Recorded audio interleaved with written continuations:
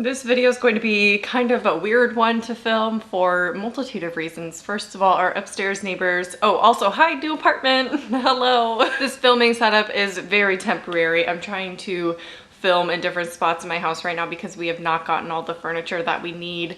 And it's very echoey in here, so that's another reason why this video might be just a little lower in quality than my normal videos. But I am using a new camera, so hopefully that quality at least is okay. Our upstairs neighbors moved out the same time that we moved in here, so maintenance is now upstairs working on that apartment and going in and out, slamming the doors.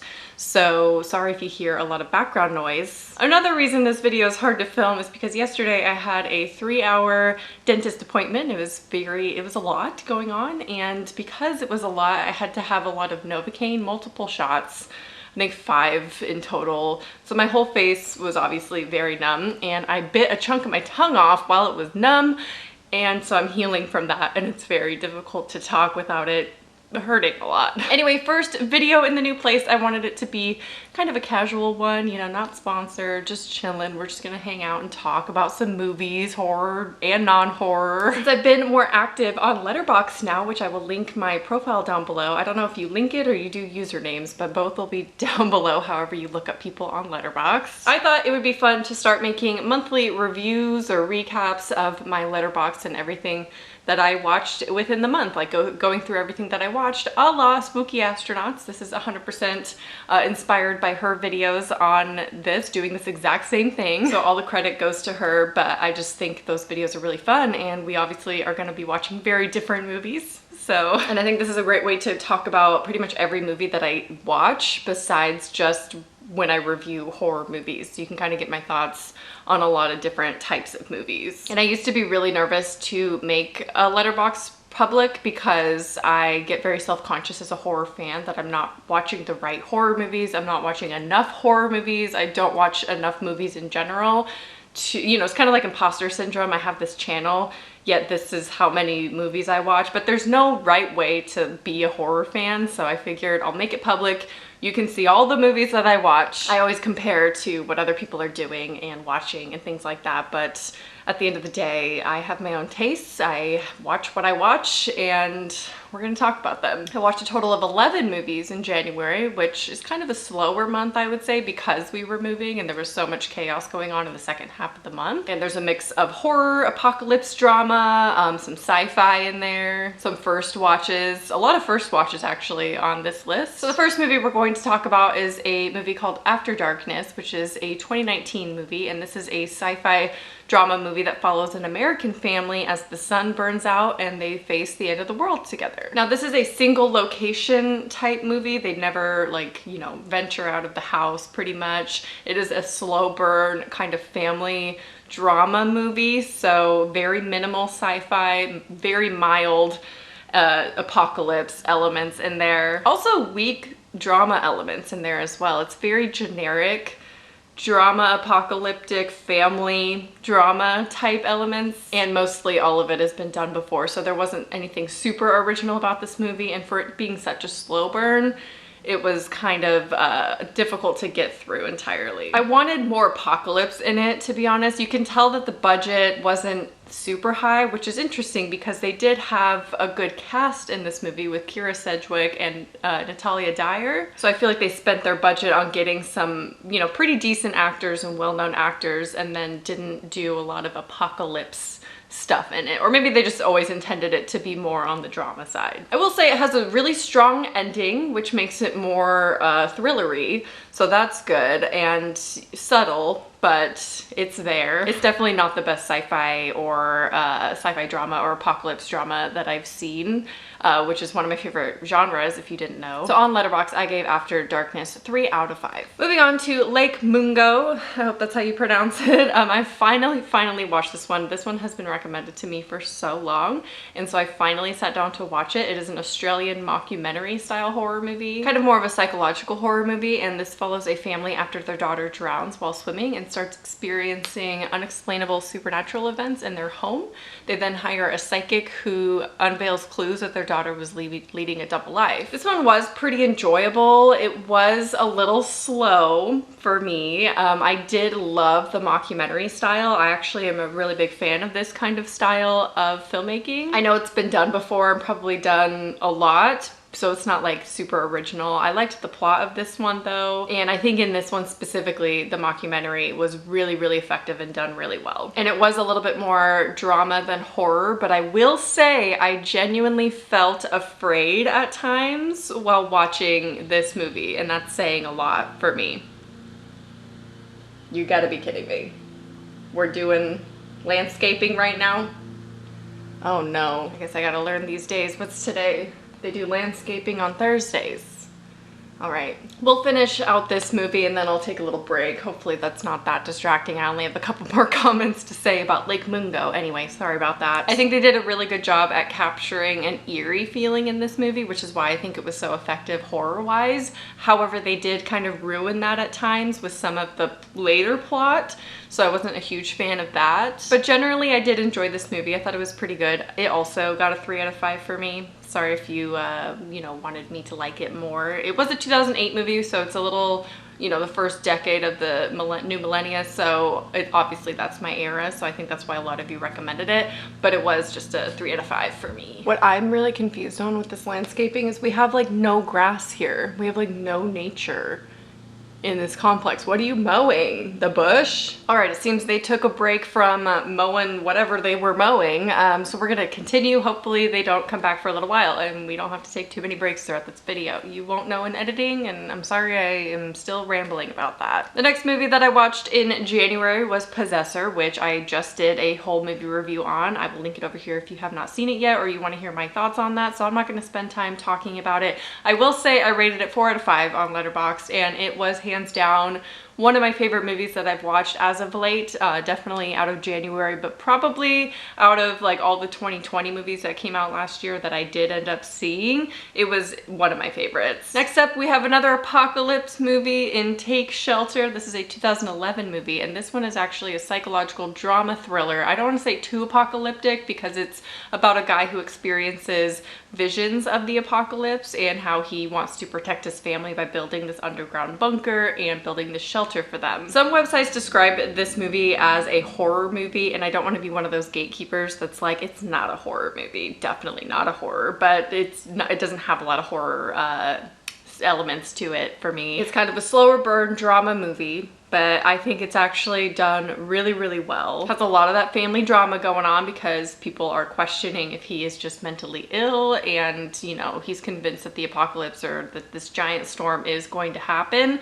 So people are questioning his sanity a little bit. So it's putting a lot of strain on all of his relationships. He seeks out counseling for these visions. I actually think this movie is a pretty powerful movie and leaves even the viewer questioning if what he's seeing is actually going to happen. You're questioning, is this going to turn into an apocalypse movie, or is it just a mental illness type movie? The budget for this movie is actually really good as well. It has an amazing cast. It has Jessica Chastain in it and Michael Shannon play the leads in this movie, and they are obviously phenomenal. I'm really surprised that I don't hear a lot of people talking about this, so I'm gonna go out on a limb and say that this is a very underrated drama apocalypse type movie. If you're interested in kind of apocalyptic drama type movies, I think this is a really good one, a highly underrated one. Again, more on the family drama side, but I really enjoyed this and gave it 4 out of 5. Next we have Dark Water, which is from 2002, the original Japanese Dark Water, and I just recently talked about this in my top 10 rainy day horror movies, which again I will link up here if you have yet to see it. I have heard that the American remake of Dark Water is actually pretty decent, so I will definitely be checking that out at some point. Like I said in my rainy day horror movie, Dark Water to me is kind of like if it was The Ring, if The Ring was a drama movie. I really love this movie and the story and the plot and everything, so much so that I bought the book. This is actually a short story collection by Koji Suzuki, who also wrote Ring, We all know how I feel about that. So Dark Water was actually adapted from one of the stories that's in this book. This is a short horror story collection, and it's all water themed. Like every story has to do with water, so I found that really interesting. And hopefully I'll be able to get a chance to read this year, and I will let you know my thoughts on it. The next movie that I watched was Devil All the Time, which came out in 2020. I think everyone was talking about this movie, so I'm not going to spend too long talking about it or what it's about or anything like that. This is a crime drama thriller with a huge cast. Like every single person in this, even side characters, are like a big name actor. So I'm not even gonna sit here and say all the actors that are in this movie. This was also another favorite movie that I watched in January. It definitely can be a little bit slow at times. It is based on a book, and it is a really well done movie if you're down for kind of a lengthy, slower crime drama movie. But I don't think I need to convince you to watch it if you haven't seen it yet, because everyone is talking about it and everyone of course is recommending it, so check it out. I gave it a 4 out of 5. Next up we have Cadaver, which is a 2020 movie as well. This is a Norwegian horror movie, which was actually a really hidden gem on Netflix, I think. It definitely has a lot of issues and the ending is pretty predictable. I think the whole plot is pretty predictable. I called everything from the very beginning, which makes it kind of a simple movie. It's an easy watch type of movie. So this follows a family after the apocalypse caused by a nuclear disaster, and a hotel owner invites starving people for dinner and a show. I don't think I need to describe anymore. Don't read any more about it, by the way, online, even though once you're in it, you're gonna know exactly what's going on. If I explain any further, you're gonna guess the plot right away. So it is kind of a very predictable type of movie, but it's a fun movie. I think it's really interesting. I don't know, it's an easy movie, like I said. It's not a perfect movie by any means, but it was super enjoyable, and I still recommend checking it out. I gave it 3.5 out of 5. I almost thought I put 5 out of 5, and I was like, that's not correct. Ooh, okay, the next one, I rated it kind of low for how excited I'm about to be talking about it, but it's 3022. This is a 2019 sci-fi thriller movie with some actors that are pretty recognizable. Miranda Cosgrove, Kate Walsh, and Omar Epps is in this. And this follows a group of astronauts halfway through a 10-year mission to Mars, and they witness a catastrophic event happen to Earth. That concept is so amazing. As soon as I saw that concept, I was like, I have to watch this right away. Like, I have to sit down right now and watch this movie. It sounds so cool, right up my alley. I mean, it's so horrifying. Can you imagine being on a spacecraft? You're 5 years into your mission, away from Earth for 5 years on your way to Mars. Obviously, this is a futuristic type movie. It does not take place in the year 3022. That is actually days. And then as you're going about your mission or whatever, you see the Earth just die.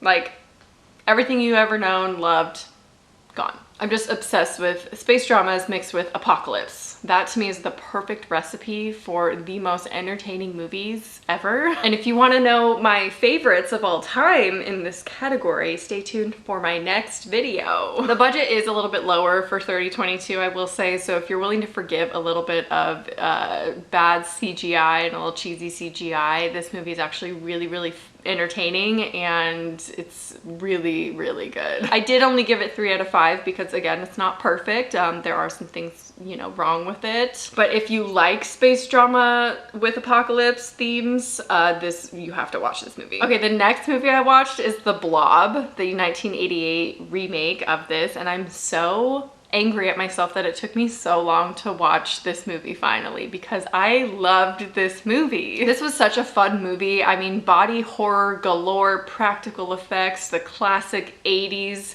body horror practical effects. I mean, that will never get old to me. Unfortunately, that is the strongest part of this movie, is the body horror and the practical effects. I almost feel like the plot was just there to bring us to the next death. I was actually surprised at the number of deaths in this movie. Like, no one was off limits to die in this movie. I feel like that is just what this movie is about, is the body horror practical effects.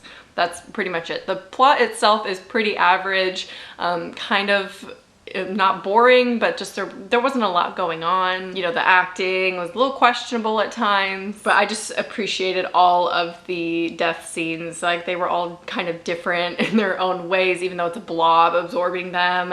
It was just classic 80s. So obviously I recommend watching this one. I gave it a 4 out of 5. So the next movie is the only rewatch I did in January. I am so proud of myself.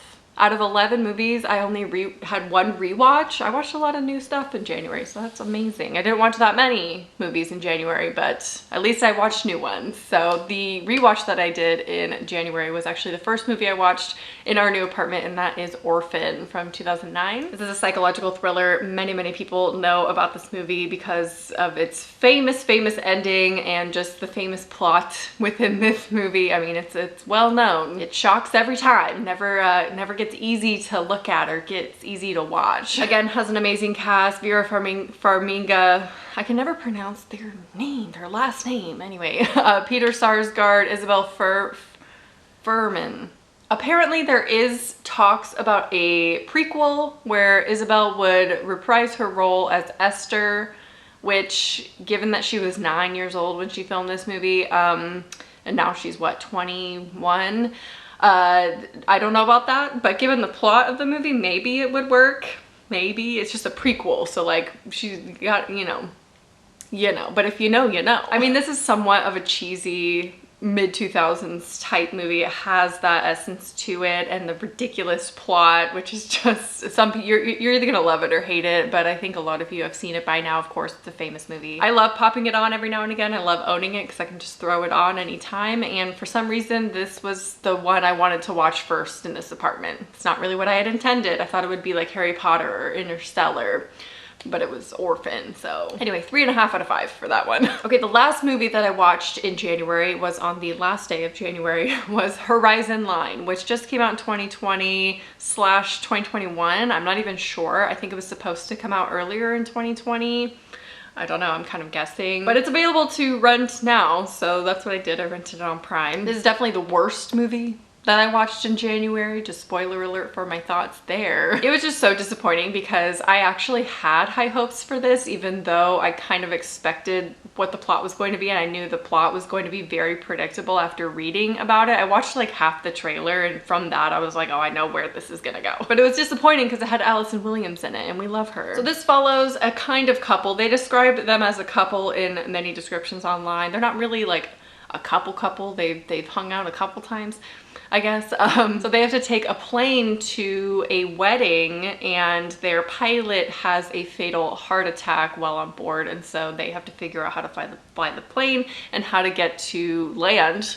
Just land. I mean, ideally they'd land near the wedding, but you know, that doesn't happen. If you're a fan of movies like Open Water or The Shallows, I think you'd really like this movie. It was entertaining. Like, I wasn't bored. It's a shorter movie, so I appreciated that at least. It just lacks so much plot. I think even The Shallows is a better movie than this movie, and I hate the ending of that movie, and the plot is kind of whatever. It's one of those movies where it doesn't have a lot of plot strength. They're in it for the suspense of it all, of how are they gonna figure out how to fly this plane, or you know, it's like one of those kind of movies. And the male lead in this movie was just such a bad actor for some reason, and I feel like it really brought Allison Williams down a little bit because I was just so confused by his acting. Another way that this was disappointing, and one of the reasons why I had high expectations actually for this, is that the writers of 10 Cloverfield Lane also wrote this movie, and I love 10 Cloverfield Lane. I think that movie is the best in the Cloverfield franchise. Granted, we're about to get a sequel, so we'll see about that. And the writing is just the worst part of it. Oh my god, what are you doing? Well, we're just gonna have to ignore upstairs now. And my camera's dying, so let's hurry this up. Okay, so the writing is the worst part of this movie, yet it had amazing writers on it, so I'm confused about that. It just kind of felt a little lazy. The climax was very lackluster, not exciting at all in my opinion, and the tension just wasn't there. If you can like 47 Meters Down, which I do, so maybe this doesn't really make sense, but if you thought that that movie was okay, you'd probably enjoy at least watching this movie, but it's definitely not going to be one of your favorite movies that you're ever gonna watch. You know, if you just want like a not deep movie that's just easy to throw on, that has some like thriller elements, this would be fine. I gave it a 2.5 out of 5. So there you have all of the movies that I watched in January. Let me know how you feel about this series, and of course I give credit to Emma over at Spooky Astronauts for this idea. I just figured letterboxes are so personal and unique that I I could do my own spin on these videos and talk about all the movies that I watch, because I know it's gonna be very different from everyone else. But hopefully you don't judge my, you know, viewing too much, or maybe you thought I watched a lot more horror than I actually do. I don't know, but go follow me on Letterboxd. Again, I'll have it linked down below. I hope you enjoyed this video, and I'll talk to you soon. Bye.